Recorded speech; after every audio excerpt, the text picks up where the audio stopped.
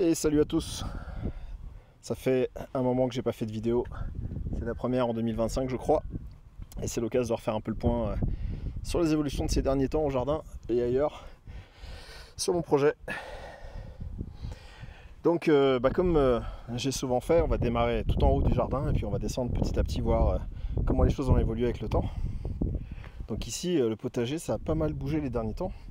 On voit encore les cultures d'hiver et d'automne qui finissent de se développer. Les choux sont un peu tardifs. Certains commencent à paumer, mais j'ai quand même peur que ça soit un peu trop tardif avec les chaleurs qui arrivent. Ils auront peut-être pas le temps de finir. Par contre, partout là, on voit de la moutarde, des fèves, de la luzerne. J'ai semé toutes sortes d'engrais verts en fait pour structurer ce sol, qui je rappelle, il y a encore un an, c'était uniquement de la sciure de bois moisi ce sol. Avec un mélange de plastique, de parpaing, de dégueulasserie au sol. Et là quand même, en un an, il y a déjà quand même une certaine fertilité qui commence à s'installer, même si c'est que le début. On va se tourner vers un truc pas très joli, mais ça sera joli une fois que j'aurai enlevé la bâche. Donc là j'ai préparé le sol il y a quelques temps, et hier j'ai semé des petits pois dans cette zone là. Et du coup c'est tout semé nickel. J'ai fait des petits rangs assez serrés, assez jolis là-dedans. Là on voit je l'ai séparé en deux, hein, ça fait 2 carrés. D'ailleurs on va rajouter une petite pierre pour pas que ça s'envole ici. Et donc là j'ai couvert avec un... Normalement on peut mettre un voile P17, un voile d'hivernage, mais là j'en avais pas, donc du coup j'ai mis du géotextile qui est un peu translucide. Ça devrait laisser arriver un petit peu de lumière. De toute façon tant que ça va pas germer il n'y a pas besoin de lumière. Mais c'est surtout que c'est pour protéger des merles qui ont tendance à manger les graines. Et puis aussi histoire que ça soit pas tout de suite la litière préférée de tous mes chats. Donc voilà, on a couvert ça. Et je surveille et quand ça commence à lever, les germes commencent à sortir, petit à petit j'enlèverai complètement le voile pour laisser bien sûr les pieds pousser. Donc là c'est des petits pois qui vont monter à 40 cm. Je verrai une fois qu'ils auront une certaine taille, je mettrai un peu d'étudeur et de structure. Là on voit des poireaux qui finissent encore de se développer, ils sont un peu tardifs chez moi. Il y a des gens qui ont déjà des poireaux énormes, là les plus gros je les ai ramassés, mais les autres ils sont encore... ils ont des... comment on appelle ça, des troncs... des fûts qui sont encore un peu petits, on va dire 1 cm de diamètre, 1,5 cm. Du coup je les laisse encore un peu grandir. Ils peuvent monter facile à 2, 3, 4, 5 cm. Voilà, donc là tout ce qu'on voit là c'est la moutarde, on voit qui commence d'ailleurs à fleurir. Ça fait c'est très mellifère, hein, donc c'est très sympa. Là, on voit une petite coccinelle sur ces fleurs de moutarde. Et du coup je vais les faucher ou les coucher avant qu'elles se mettent à grainer. C'est vraiment le but d'un engrais vert, hein, c'est de les arrêter avant la graine pour après qu'ils apportent des nutriments au sol, notamment de l'azote, des choses comme ça. Derrière on voit de la roquette à cet endroit là, d'ailleurs qui commence un peu à fleurir. Donc, partout de la roquette elle par contre c'est pas qu'un engrais vert, hein, c'est là j'en profite, je la ramasse. Voilà, donc un peu partout de la diversité, la menthe qui repart toute seule, ça c'est normal. Un peu de chou rouge ici, un peu de betterave encore, c'est les dernières, mais il en reste un petit peu à gauche à droite. Là on voit là, il y en a un peu partout. C'est le bordel, hein, en mode, je me revendique pas spécialement de la permaculture, mais il y a un peu cette ambiance fouillis, fourre-tout. Les tournesols de l'année dernière qui sont encore en place pour certains, s'ils arrivent à tenir jusqu'en fin de printemps, j'envisagerais peut-être la possibilité de les utiliser comme tuteur pour les tomates, pourquoi pas. En fait ils sont à peu près à l'emplacement de mes pieds de tomates de l'année dernière, donc peut-être que je réitérerai l'expérience. Donc des fèves partout. Cette année hein, j'ai décidé de prendre le risque en fait de semer des fèves en automne. Donc c'est rustique à -15, donc c'est censé résister à des hivers pas trop froids. On a eu du -11, -12, donc elles ont l'air d'avoir tenu le coup. Il y en a quelques-unes qui sont un peu abîmées, mais la plupart vont bien. Donc si ça marche bien, j'aurai une récolte très hâtive de fèves, peut-être dès début mai ou mi-mai. Et du coup ça permettrait de faire plus rapidement la transition fabacée vers solanacée, donc des fèves et ensuite des tomates ou des pommes de terre. Et comme ça c'est vraiment optimal au niveau du sol en fait. Les fèves elles vont constituer un gros apport d'azote, enrichir le sol et du coup ça ira très bien pour les cultures suivantes. J'ai détruit ma structure haricot de l'année dernière parce que je voulais la refaire en plus solide, et là tout à l'heure j'ai utilisé ma tarière, ma masse, tout ce qu'il faut, les gros outils de bourrin. Et voilà, j'ai refait un début de structure un peu plus costaud avec un chevron au-dessus. Et je vais devoir me recouper des bambous à la bonne longueur et refaire ça. Et ça me fera une structure pour faire pousser des haricots. Et là, tous mes bâtons que j'avais coupés à la bonne longueur l'année dernière, ils sont trop courts. Donc du coup, je peux plus les utiliser pour ça, mais je pense que j'improviserai un truc ailleurs. Je referai sûrement un autre petit truc à haricots, peut-être dans mes carrés potagers du bas, que je sais plus si vous les avez vus dans la dernière vidéo. J'aurais dû regarder la dernière pour voir ce que je vous ai dit et pas dit, mais j'ai oublié de le faire avant, tant pis. Ce qu'on voit aussi là tout le long, donc on voit, ça se verra à peine sur la vidéo, on va le voir de plus près, c'est que j'ai planté un paquet de pieds de vigne. J'ai planté 18 pieds de vigne là, les derniers temps. Là on en voit un là, on en voit un peu, j'en mets à peu près tous les 50 cm le long, beaucoup de variétés différentes qui viennent d'un pépiniériste dans le sud très intéressant, qui fait que des variétés qui sont très résistantes aux maladies. Vitichabriol, je crois, Vitichavrol ou un truc comme ça. Je mettrai le lien si ça intéresse des gens. Et donc voilà, c'est que des variétés intéressantes. Donc c'est des pieds greffés, hein. On voit bien qu'il y a la paraffine verte. D'ailleurs la paraffine on l'enterre pour que vraiment le porte-greffe soit entièrement enterré. Et la partie greffée est aérienne. Enfin le porte-greffe est quasiment entièrement enterré. D'ailleurs on voit une de mes vignes des années précédentes qui elle commence à être très grande. Et je lui ai fait une taille très très sévère pour que cette année elle fasse plus de fruits. Je l'ai vraiment laissée tranquille pendant 2 ans pour qu'elle grandisse le plus possible. Elle a fait des tout petits raisins et là cette année j'ai commencé à viser des belles productions. Du coup je lui ai fait une taille pas forcément réglementaire, mais je pense qu'avec cette structure là il y a moyen qu'elle produise pas mal. On va voir ça. Un artichaut de l'année dernière que j'avais laissé monter en fleurs pour voir en fait si ça arrive à se ressemer, mais je vois surtout qu'il a fait du beau rejet bien propre au pied, donc cette année on aura de l'artichaut à nouveau. D'ailleurs en parlant d'artichaut, il y en a aussi ici, celui-là est encore plus joli. Ça c'est pareil, celui-là il avait donné l'année dernière et il fait un très beau rejet. Donc voilà, tout le long des vignes, hein, là c'est la variété, là c'est du muscat polonais, il y a de la Delilah, de la Bronner, de la Noah, c'est du raisin fraise. Et voilà, les cassis, les caseilles se sont bien développés. Je pense que d'ailleurs je vais les tailler et bouturer le bout des branches, ça me fera des pieds supplémentaires. Attention à pas trébucher sur les bambous. Alors quoi de neuf par ici?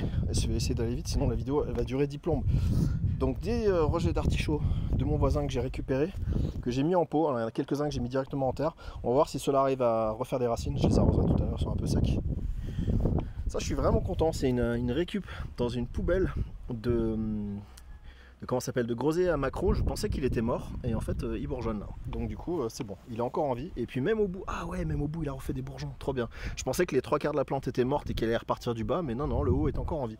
Donc ça c'est une très bonne nouvelle. Il faut que je le mette en terre très bientôt parce que ça va bientôt être trop tard pour commencer à mettre des vivaces de ce genre là dans le sol. Ce cardon qui arrive à survivre malgré tout. Allez, une autre zone à raisin. Donc là pareil, variété galante, Miss Rosée et du muscat de Hambourg plus classique au bout. Là, muscat de Hambourg.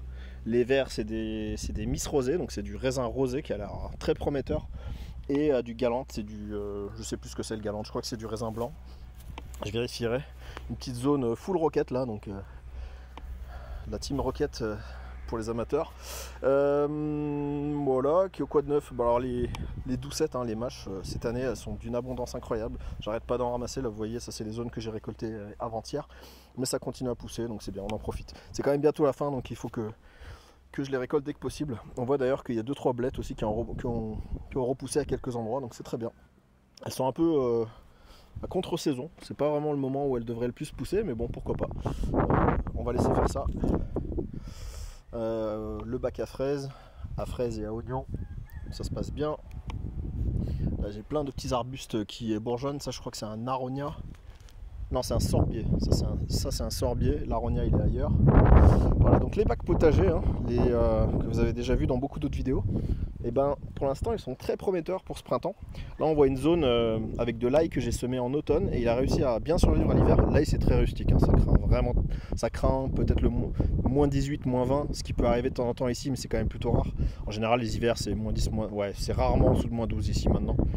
Donc ils ont bien survécu et ils sont très beaux, hein. Là ils commencent à avoir des belles fans. Je pense que si j'en sortais un, on pourrait déjà les manger en naillet comme on mange dans le sud-ouest, mais je trouve que je vais quand même les laisser continuer à pousser.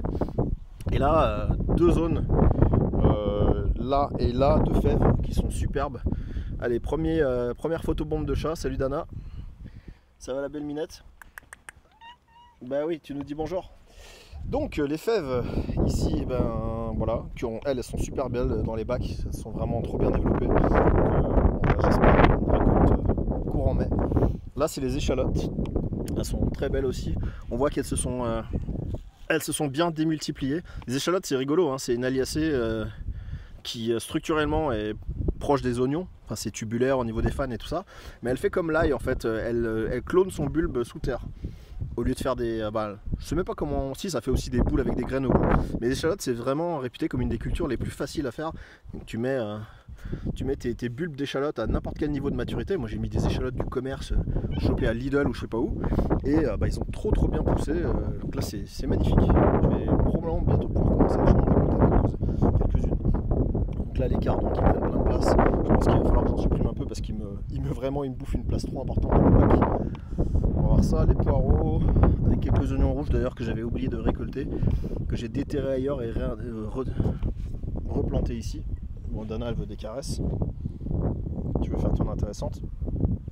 Donc voilà, poireaux, oignons rouges, ça se passe bien. Là c'est presque la fin pour les haricots noirs. Les radis noirs. J'en ai bien profité cette année, j'en ai quand même récolté pas mal, il y a une belle récolte dans la cuisine qu'il faut que je lave. Et là, cette zone là, je l'ai remplie à ras-bord de sable. J'avais du sable qui me restait de construction et j'ai semé des petits pois à police. Voilà, donc on va voir ça. J'ai mis une toile de jute par-dessus pour les protéger comme au-dessus des merles et puis que ça soit pas tout de suite la litière pour les chats, même si ça va être un peu inévitable que ça le soit. Les framboises, elles bourgeonnent de partout. Elles font des petites fleurs, enfin des petites feuilles, je veux dire, et des bourgeons. Donc ça augure une belle récolte aussi. Je pense qu'il faudrait quand même que je les taille. Je vais m'en occuper dans les temps qui viennent. Et le pied de caseille est superbe, il est bourré de bourgeons. Donc du coup, des caseilles à venir aussi. Salut toi. Salut la belle. Allez, la mamélis lui va bien. Les altéas, tout ça. On va essayer d'avancer un petit peu plus vite sur le reste. Donc cette zone là, j'ai pas fait grand chose les derniers temps. J'ai peut-être planté un peu d'aromatique. J'ai planté peut-être de l'hysope, de la sauge, des choses comme ça. Mais pas beaucoup de boulot dans cette zone. Mon houblon que j'ai toujours pas mis en pleine terre, il va falloir que je le fasse dès que possible. La roquette, ça c'est ma zone pour consommation personnelle on va dire, de roquette. Et puis et après j'ai toujours des zones que je garde pour faire des graines. Là maintenant ça fait plusieurs années que la roquette je fais mes propres graines, hein, je n'en achète plus. Donc ça c'est vraiment chouette. Là tout ça c'est de la roquette aussi. Donc là elle est en train de bien sortir. Je l'ai semée un peu tard en hiver donc elle est à la bourre, mais là c'est bon. Là, avec les chaleurs qui reviennent elle va pouvoir sortir. Ça c'est mon bac de récupération en composteur de cimetière. Donc dès que je passe à côté d'un composteur de cimetière, je regarde s'il y a encore des plantes sympas et je récupère. Et là on voit il y a toutes sortes de trucs qui sortent. Il y a un tuilia, des jonquilles, des rosiers. C'est vraiment toutes sortes. C'est un petit fourre-tout. Il y a des myrtillers aussi qui galèrent à faire des fruits, mais bon, ils ont au moins le plaisir de faire des jolies feuilles. Et le figuier, je rappelle, c'est une bouture que j'ai plantée il y a 1 an et c'est n'importe quoi. Il fait 1,50 m de haut, il a une épaisseur de tronc magnifique. Donc ce figuier, c'est un de mes plus beaux déjà. C'est à mon avis cette année ça sent déjà les premiers fruits. Puis les figuiers derrière ils vont très bien aussi, ceux qui sont là. Le carré potager d'Hélène, plantation d'agrumes un petit peu. J'ai planté des citrus volcamer, un agrume rustique à -8, donc c'est pas sûr qu'il arrive à survivre dans ma région, mais bon c'est un test. C'est des plants que j'ai acheté pas cher à Nos, donc c'est pas un gros risque, hein. J'ai dû les payer 8 € pièce, un truc comme ça, donc j'engage pas toutes mes ressources sur ce truc là. Celui-là je l'ai planté avant les grosses gelées, donc il s'est fait défoncer toutes ses feuilles. À ce stade je sais pas s'il est encore en vie ou pas. On verra. Il s'est pris du -10 dans la gueule, donc c'est censé être mortel pour lui, mais après encore une fois c'est toujours des valeurs de référence, les rusticités des plantes. Tout dépend de la durée du gel, de la vitesse du dégel et plein de choses comme ça. Donc c'est pas aussi simple que juste d'annoncer une température. Donc là mes beaux carrés potagers sont absolument dégueulasses, hein, avec ce géotextile dessus, mais c'est parce que comme ailleurs j'y ai semé des mange-tout, des pois gourmands, des haricots plats, et du coup pareil, je les protège pendant quelques semaines et après j'enlèverai ce voile, voilà. Et il y a de l'ail aussi dans celui-ci, donc ça c'est pois gourmands là et de l'ail ici. On rajoute un peu de l'ail parce qu'on en a jamais assez. Allez, ici quoi de neuf, rien de spécial. Si, en fait bien sûr ce qui est le truc dont je suis très content, c'est que j'ai enfin fini de couper quasiment tous les troncs d'arbres que j'avais, donc du coup je suis couvert en bois pour les 3 prochaines années. Donc j'ai fini de tronçonner et fendre tout le bois et il y a eu du taf, hein. Donc là on voit il y a plein d'essences différentes. Là on voit il y a du frêne, hein. Ça c'est un frêne du jardin que j'ai tombé. Puis il y a un acacia qui a été abattu dans la rue que j'ai récupéré. Donc s'il y a des endroits où on voit du bois un peu jaune, presque jaune pisse, ouais, c'est de l'acacia. Et sinon j'ai du chêne et du charmille que j'ai récupéré avec mon voisin quand je l'ai aidé à faire de la foresterie. Donc bref, tout du bois qui vient du coin que j'ai pas payé, et ça fait plaisir parce que ça fait des belles quantités de bois. Ça va faire du bon chauffage et j'en suis très fier. J'ai bossé dur et voilà, il me reste quelques gros troncs à en faire, mais ça c'est pas grand chose parce que là maintenant j'ai plus rien devant la maison. C'est la première fois depuis longtemps que j'ai plus rien devant la maison et ça fait du bien. Ce qu'on a peut-être pas vu dans les dernières vidéos, c'était mes clôtures. Là j'ai vraiment avancé, hein. La clôture est faite tout le long, donc il va me rester ici un portillon à faire, donc ça c'est voilà, à faire à l'occasion. Je sais pas encore si j'en achète un, si je vais essayer d'en fabriquer un moi-même, si j'y arrive, ce serait quand même mieux. Et les béliers sont prévus eux pour le mois de juin. Ils sont nés il y a une semaine 10 jours, et du coup là ils sont partis pour leur sevrage avec leur mère, qui devrait durer à peu près 4 mois. Et du coup bah j'ai clôturé le terrain et je commence à protéger tous mes arbres et à leur préparer une petite zone, une petite étable, hein. Et j'ai creusé plusieurs tonnes de terre par ici à la pioche et à la pelle à l'ancienne, et voilà, j'ai aménagé cette zone. Donc en fait j'ai tout décaissé. Cette zone là en fait la terre elle arrivait jusqu'ici, donc du coup tout ça j'ai ramené la terre par ici. Et là vous voyez, bon, c'est plein de tuiles pétées par terre, mais c'est très bien. Je suis en train de stabiliser un chemin. Et en fait là vous voyez le chemin initial de la pente, elle allait comme ça en fait. Et tout le reste en fait j'ai comblé avec la terre du haut. J'ai enterré une baignoire, parce que pourquoi pas. J'ai enterré une baignoire en fait que j'ai récupérée d'un voisin. Et ça sera la future auge pour les moutons en fait, en sachant que je récupère par ici toute l'eau de pluie d'à peu près 30% de mon toit qui arrive par ce tuyau là, et donc du coup je le relierai pour qu'il arrive là. Mais bon, j'ai pas encore tout à fait fini ce truc là, et en fait ce que j'ai fait c'est que j'ai planté des gros piquets en chêne, en bois, ce que j'avais en châtaignier, que j'ai enfoncé dans le sol, et je suis venu enfiler des palettes par dessus pour retenir un peu, faire une sorte de palissade pour la terre. Et du coup ça va faire une zone un peu fermée.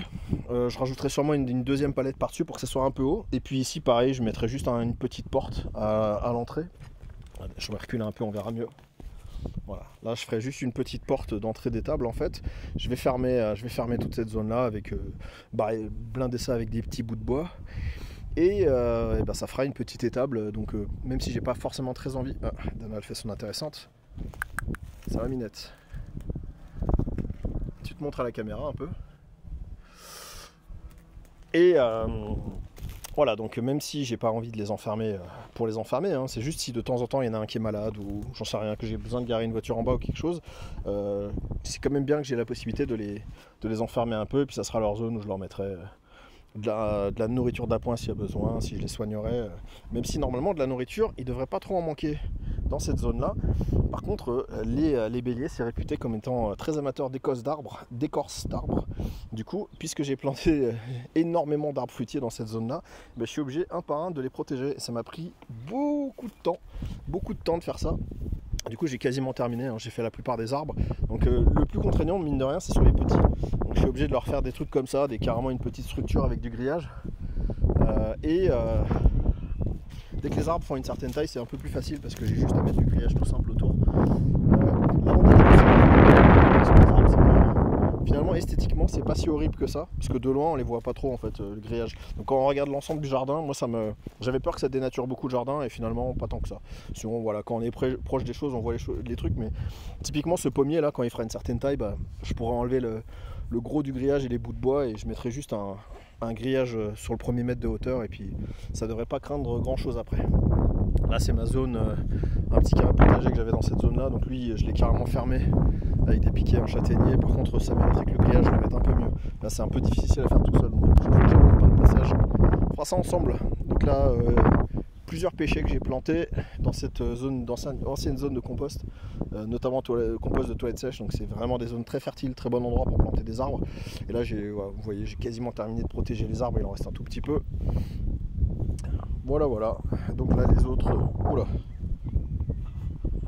le stabilisateur il n'y arrive plus, on réessaye, non il n'y arrive plus, il s'est éteint, si c'est bon, petite greffe de stabilisateur. Donc là on voit un pêcher d'ailleurs qui est super beau, qui est sur le point de fleurir. Tous les pêchers là d'ailleurs, hein, j'en ai un que j'ai aperçu tout à l'heure, parce que je suis passé récupérer du sable, et j'ai vu que il y avait un pêcher qui était probablement, peut-être demain ou après-demain, il nous fera le plaisir de nous montrer ces belles fleurs. C'est très très joli les fleurs de pêcher, fleurs roses. Et pareil pour la plupart des autres arbres. Ce figuier, lui, par contre, il a pris un sale gel. Hein. Il a l'air encore en vie, mais il va sûrement perdre un an de croissance avec ce qui lui arrivait. Bon, on en est à 20 minutes de vidéo, je crois que ça suffit largement. Tiens, ce pêcher aussi, hein, c'est marrant, hein, c'est des pêchers plantés en même temps, mais là on voit que les bourgeons sont beaucoup en retard sur les autres. Pourtant c'est un arbre, ouais, j'ai dû le planter l'année dernière, celui-là, vu la taille qu'il fait. C'est ça, il doit avoir 1 an et demi à peu près. Voilà, et ben pour le petit tour de jardin, de potager, je crois que c'est à peu près tout ce que je voulais montrer pour aujourd'hui. Merci à tous d'avoir suivi cette vidéo et je vous dis à très bientôt.